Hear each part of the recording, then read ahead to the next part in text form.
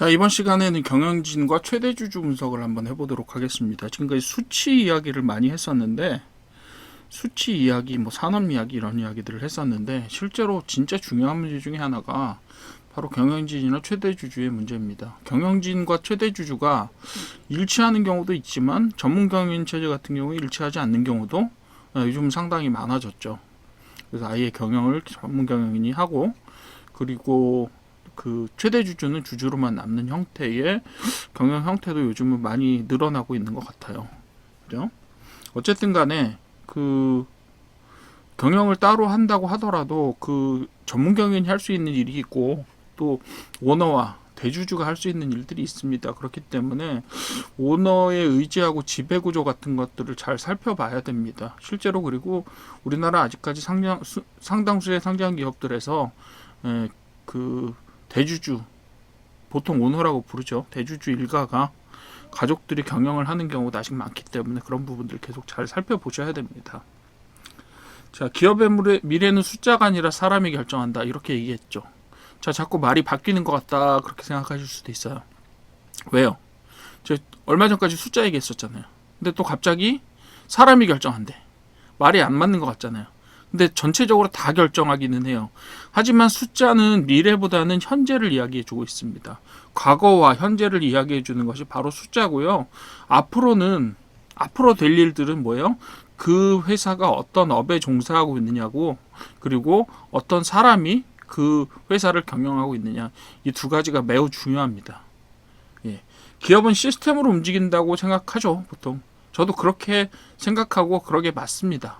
그렇긴 한데 그렇다고 하더라도 사람의 부분을 무시할 수 있느냐, 그럴 수 없어요.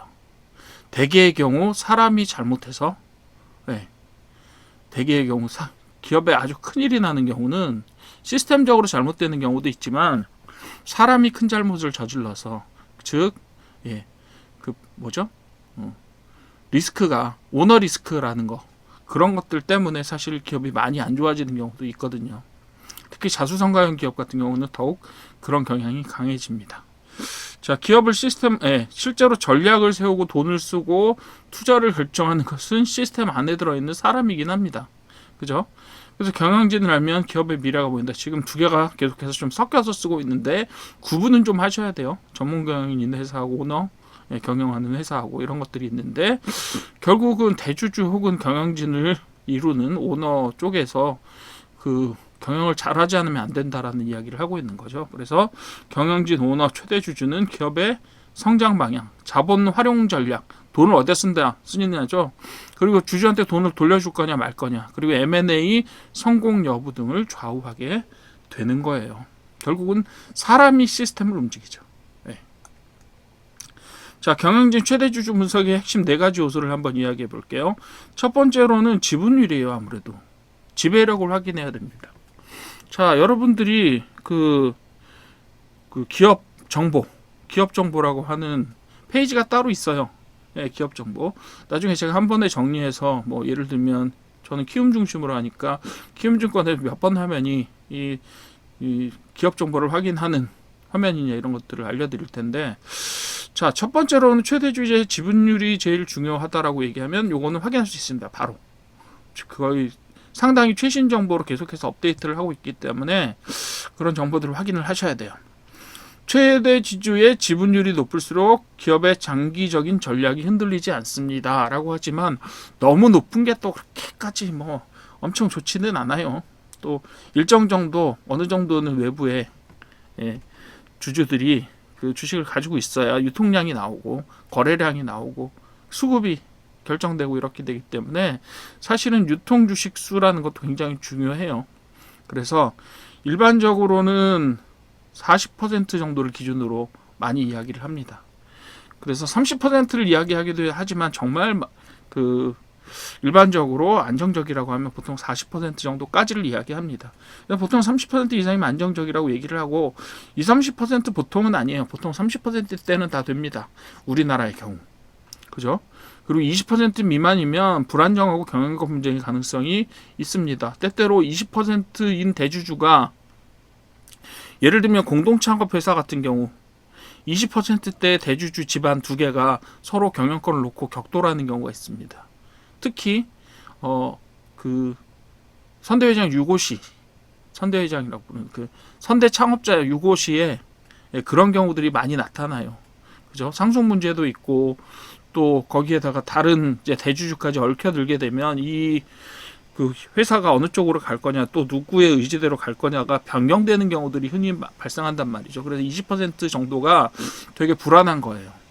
대개는 20% 내외에서 결정될 때 그게 상당히 불안한 경우들을 많이 보게 됩니다. 10% 미만 뭐 사실은 그거는 통제권 자체가 없다라고 봐도 되죠.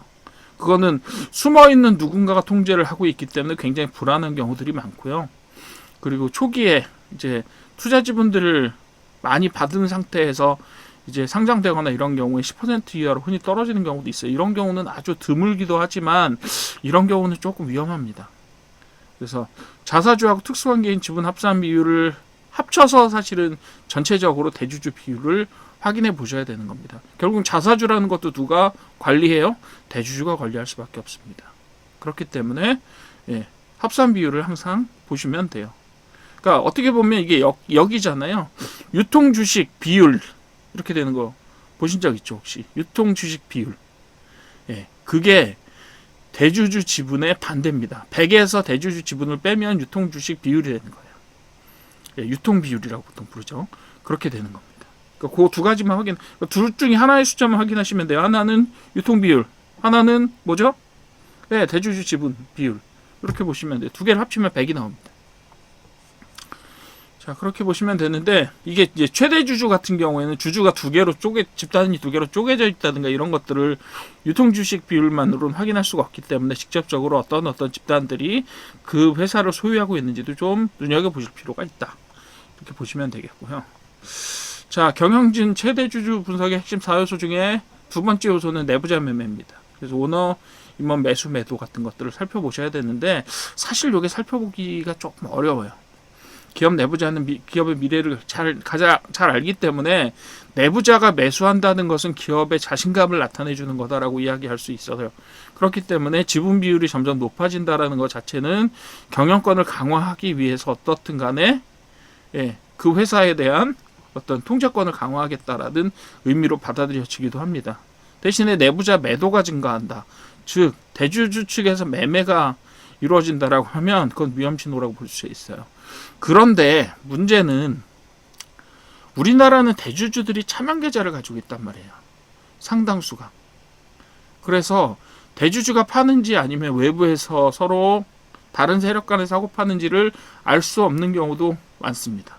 그러니까 그런 경우는 조금 조심하셔야 되는데 이걸 우리가 알기가 조금 힘들다라는 점이에요. 그 오너 리스크로. 그래서 오너 리스크는 사실상 좀 표면적으로 공개된 부분만 알 수 있긴 한데 그 중에 숨겨진 부분들이 상당히 많습니다. 그래도 어떻게 해야 된다? 그래도 최대한 우리가 어떻게든지 오너 리스크를 피해가려면 최대한 정보를 많이 알아봐야 된다는 거죠. 첫 번째 지분율, 두 번째는 오너 임원의 지분율이 더 높아지느냐 낮아지느냐 이런 부분들을 한번 확인을 해보셔야 되는 거죠. 그리고 세 번째는 경영진의 자본 배분 능력인데 이 능력이잖아요. 이것도 사실 되게 쉽게 알아보긴 힘들어요. 그렇긴 한데 얘네들이 잘 쓰느냐 못 쓰냐는 어느 정도는 저희가 내용들을 보면 알 수는 있죠. 그래서 자본 배분을 잘하는 기업의 특징은 뭐 이건 좋은 얘기들만 써놓기는 써놨어요. 이렇게 하면 좋은 기업인데 이걸 가치 판단을 할 수 있는 능력이 과연 쉽게 얻어지느냐 하면 그렇지는 않아요. 그렇지는 않습니다. 하지만 어떤 때는 예를 들면 과잉 투자하지 않는다고. 과잉 투자의 기준이 어디죠? 잘 몰라요. 그리고 필요할 때만 투자하고 필요 없을 때는 과감히 안 한다. 이것도 역시 필요한 때가 언제죠? 경영상의 판단이란 말이에요. 이런 것들이. 그러니까 결국을 잘해서 수익을 잘 올리면 잘한 거고 이거는 절대적인 기준이 없기 때문에 어떻게 해야 될지는 몰라요. 그렇지만 세 번째는 좀 확실하죠. 배당 성향이 어떻게 되고 그죠? 그리고 배당률이 얼마나 되고 이런 것들을 좀 따져보셔야 된다. 이렇게 말씀을 드렸고요. 그 다음 부채를 적정 수준에서 유지한다. 요거는 부채 비율 보시면 알죠. 너무 무리하게 200% 이상의 부채를 땡겨서 사업을 확장하다든가 이런 방향으로만 안 쓰면 돼요. 그리고 마지막으로 필요할 때 M&A를 성공적으로 진행하는데 M&A가 진짜 성공적이냐 아니냐 이런 거는 그 결과를 값을 봐야 하는 거기 때문에 이거는 사실 진행 중에는 저희가 알 수가 없어요. 세상일 중에서 이게 제일 어려운 것 중에 하나입니다. 예. 이거는 마치 M&A가 성공될 거냐 안 될 거냐는 이 주식 내일 오를까요 말까요 이거 물어보는 거랑 똑같아요. 예, 큰 의미는 없습니다. 그냥 이렇게 되는 논점들이 존재한다라는 정도를 알아두시면 돼요. 그러니까 자본 배분 잘 못하는 기업의 특징들은 어떨까요? 반대죠, 그냥. 예를 들면 적자 상태에서도 무리한 투자를 하게 되면 어떻게 해야 되는지 알아요? 이렇게 하려면요, 그냥 유상증자하거나 아니면 아까 말씀드렸던 CB 발행하거나 BW 발행하거나 이렇게 하는 수밖에 없습니다. 부채 비율이 당연히 늘어나죠. 두 번째는 주주 환원이 거의 없다. 남지를 않는데 부주환 할 게 없죠. 남아도 안 하는 회사들이 문제입니다. 그죠? 첫 번째로 적자 상태에서 무리한 투자를 했을 때 결과값이 어떻게 된다고 유상증자, CB, BW 이런 것들이 반복적으로 발행이 되고 적절하지 못한 가격에 발행되고 이렇게 되는 거죠. 그리고 필요 없는 사업 확장, 이것도 역시 마찬가지입니다. 똑같은 이야기예요. 그냥 좋은 사람이냐 나쁜 사람이 이 문제 물어보는 거랑 비슷합니다. 그냥 이렇다는 얘기죠. 이런 측면들을 좀 보셔라. 그죠?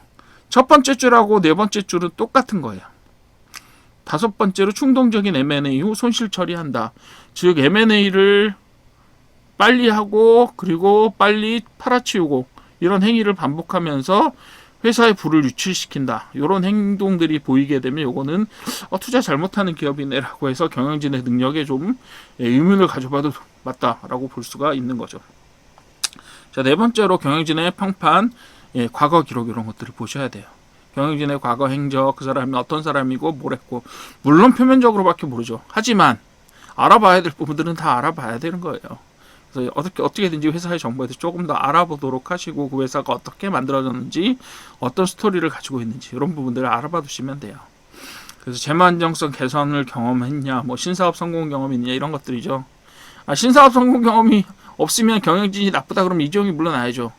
이거 좀 공격적인 말씀인지 모르겠지만 어쨌든 몇몇 지금 경영진들은요 아직까지 신사업을 성공시켜 본 적이 한 번도 없는 분들도 있어요.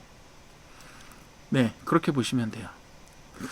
그리고 네 번째, 시장 신뢰도가 있느냐 이런 것들은 좀 알아보기가 힘듭니다. 그리고 오너 리스크가 있었느냐 과거에 이런 부분들을 조금 보셔야 돼요.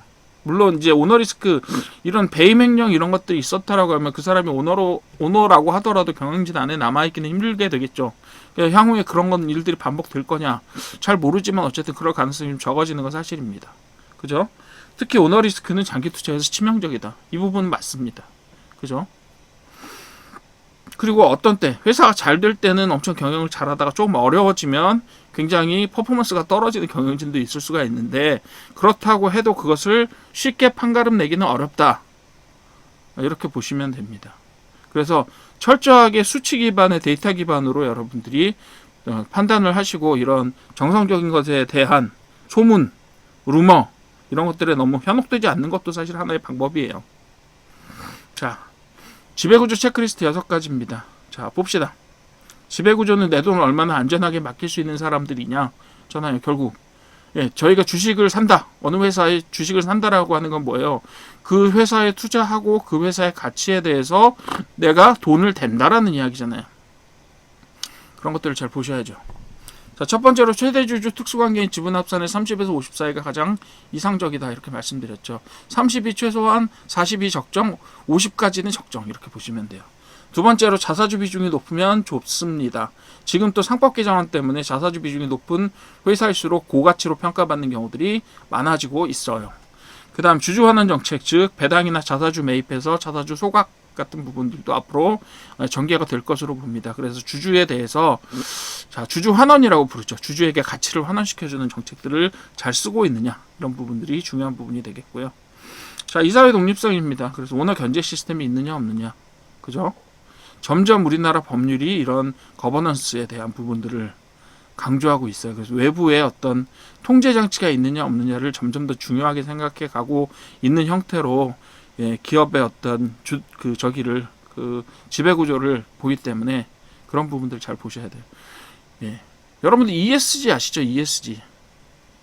그건 뭐예요? 환경. 두 번째 뭐예요? 사회적 책임. 소셜 리스폰시빌리티라고 부릅니다. 맨 마지막 G가 뭔지 아세요? 보통 이 G를 많이 무시해요. ES까지는 얘기합니다. 보통 ESG 하는데 그게 뭐냐, 책임경영, 뭐 사회적 책임경영 뭐 이런 식으로 해석을 많이 하시는데, 환경에 대한 이야기가 첫 번째고요. 두 번째는 사회적 책임 부분입니다. 예. 그리고 세 번째가 거버넌스예요. 바로 지배구조에 관련된 이야기입니다. 오너 리스크에 관련된 이야기죠. 적절하게 통제할 시스템을 갖추고 있느냐. 그게 갖춰져야 ESG가 비로소 완성이 되는 겁니다. 다섯 번째, 오너 리스크 유무입니다. 그래서 가족 간 분쟁 이런 것도 있을 수 있다. 그래서 회사가 가족 간 분쟁이 아닌 경우도 있어요. 예를 들면 공동창업자, 아까 말씀드렸죠. 그런 케이스도 있으니까 그런 부분들까지 좀 잘 봐주시고요. 그리고 여섯 번째, 지배구조 변경 가능성이 있느냐. 그래서 앞에 여러 가지 결과들을 가지고 결국 지배구조가 변경되느냐, 변경될 가능성이 없느냐, 매우 중요한 이야기 중에 하나입니다. 자, 그렇게 보시면 되고, 예를 들면 지주사 전환이라고 할 수도 있고요. 그리고 예를 들면 그런 경우도 있죠. 대주주가 적은 지분을 가지고 있고 다른 투자사가 그 더 많은 지분을 가지고 있을 경우에 투자사가 그 지분을 다른 사람한테 넘긴다든가 이렇게 될 가능성도 있잖아요. 그런 부분도 있고, 또 인적 분할, 물적 분할 때문에 대이신 분들 많죠. 네, 대이신 분들 많죠. 이번에 뭐 계속해서 최신 버전으로 보면 새로운 회사들이 계속 인적 분할이나 물적 분할을 통해 새로운 회사들을 탄생시키고 있는데, 이것도 사실은 좋은 환경은 아니에요. 좋은 환경은 아니에요. 미국 같은 경우는요, 구글이 유튜브하고 이런 것들을 다 지배하고 있잖아요. AI, 검색, 유튜브 다 지배하고 있잖아요. 하지만 구글의 회사는 하나로 상장되어 있습니다. 알파벳. 그게 지금 미국의 방법이고요. 우리나라는 그냥 무조건 쪼개잖아요. 그냥 중소기업 수준, 중견기업 수준만 돼도 주식 쪼개서 상장하는 IPO를 계속 남발합니다. 이런 부분들에 대한 분위기도 사실은 어느 정도 법률적인 혹은 사회적인 분위기에서 제어를 해줄 필요가 있다라고 저는 생각은 합니다. 그 정도. 자, 초보자가 꼭 알아야 될 지배구조 위험 신호, 그리고 그 다음에 초보자가 많이 하는 실수, 이 정도 알아보고 정리하고 끝내겠습니다. 첫 번째로 오너 지분 낮다. 두 번째로 CB 유상증자 반복은 되게 위험한 겁니다. 어쨌든 간에 지분 구조가 계속해서 왜곡될 가능성이 높다. 그리고 주주를 충분히 보호해주지 못합니다. 그리고 세 번째로 사모펀드 같은 것들이 지나치게 많은 지분을 보유하고 있을 경우에 경영에 대해서 침해를 하거나 사모펀드가 팔고 떠나거나 이런 케이스들이 존재합니다. 무슨 얘기인지 아시겠죠? 그리고 오너 리스크 발생한다. 뭐 이런 것들도 위험 신호가 될 수. 이건 분명히 위험 신호죠. 배임 횡령하면 거래 정지됩니다. 소송과 가족 분쟁은 오히려 뭐가 있을 수 있는지 아세요? 가족 경영권 분쟁이라고 해서 호재 중에 하나입니다. 그런 경우도 있을 수 있다. 그렇지만 결국은 그게 회사 자체에 좋을 리는 없죠. 그리고 계열사 간 부당 지원 의심, 요거는 뭐 다들 하고 있는 건데요, 뭐. 그죠? 여섯 번째로 투명성 낮은 사업 구조. 사업 구조가 제대로 공개가 안 되는 경우, 그리고 자회사 관계회사 이익 누수 발생한다. 뭐 이런 것들이 많이 발생을 하기 때문에 법률적인 혹은 법률적으로 규제를 하거나 아니면 행정 규제 같은 것들을 통해서 이런 것들을 막으려고 많이 하고 있는 거죠. 그죠? 그런 것들이 벌어지니까 거기에 대한 규제가 있는 거예요. 자, 그다음 분석 실전 루틴 한번 봅시다. 지분율 확인하시고요. 경영 참여 여부를 확인을 꼭 해주십시오. 누가 경영하고 있느냐. 세 번째로 임원 보수와 성과 연동 여부는 어디 나온다고요? 기업 보고서에 나옵니다. 네 번째로 내부 자문의 동향은 늘고 있느냐 줄고 있느냐 정도만 확인해 주시면 되고요. 근데 이제 차명 계좌 이런 것들을 통해서 다른 형태로 사들이는 것들을 우리가 볼 수는 없어서 그런 것들이 좀 아쉽기는 합니다. 다섯 번째로 지주회사 구조나 소유 구조 어떻게 되어 있느냐 좀 보시고요. 전체적으로. 그리고 자회사 현황 뭐 이런 것들도 좀 봐주시면 좋습니다. 너무 볼 게 많죠? 근데 뭐 지금 이거 보시는 것들은 사실 약간은 다른 수치적인 문제보다는 중요도가 떨어지기는 합니다. 그러나 안 보실 수 없는 것들이에요. 자, 그다음 배당 자사주 정책 어떻게 쓰고 있느냐 보시고 오너 리스크 검색해 주십시오. 과거에 오너하고 무슨 잘못한 게 있느냐 이런 것들 한번 봐주시면 돼요.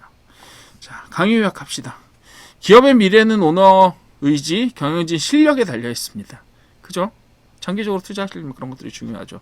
그 다음에 최대 주주 지분, 자본 배분 능력, 트랙 레코드, 과거의 이력 이런 것들을 한번 살펴보시다. 이런 것들이고요. 지배 구조는 내 돈을 맡길 수 있는 안정적인 구조를 가지고 있는가를 평가하는 과정입니다. 그리고 오너 리스크는 장기 투자의 최대 리스크 계속 얘기를 했죠. 그리고 10분간 루틴으로 경영진 지배 구조 분석을 할 수 있다. 몇 가지만 보시면 돼요. 그렇게 분석을 해주시면 되겠습니다. 자, 강의 이렇게 경영진 관련된 강의, 오너 관련된 강의는 이렇게 마쳤고요.